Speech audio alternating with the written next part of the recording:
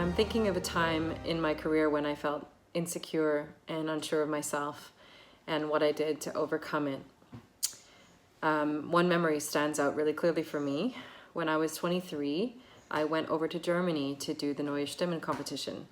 And that was the first time that I'd really done anything on an international level, left Canada. It was also the first time that I had, as an adult, traveled across time zones and had to deal with jet lag. And I didn't do a very good job of it. My first night there, I was so wired and jazzed that I couldn't sleep. I borrowed a bicycle from the hotel in this tiny town in Germany that we were at, and I rode around just, trying to burn off steam and become tired. And it wasn't until dawn that I finally fell asleep. So needless to say, I did not sing well the next day, the first round of the competition.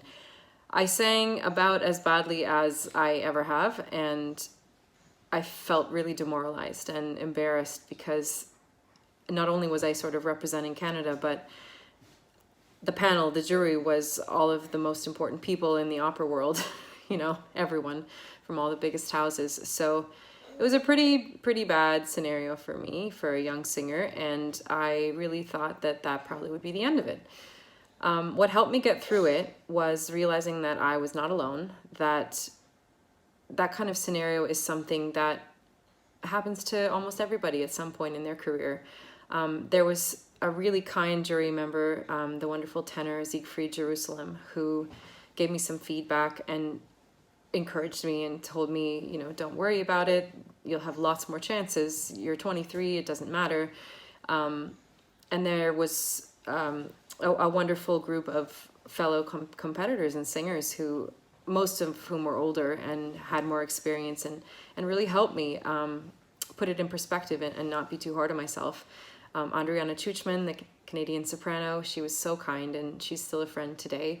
American baritone John Chest, my good friend Al Lewis, Australian tenor who I studied with in New York.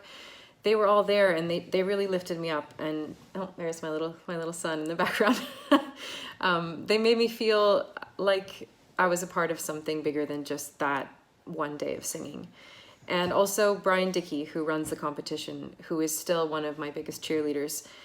He was incredibly supportive, and he helped me understand, just put things in perspective and understand that it was an experience. It was a learning experience, and it wasn't going to define me.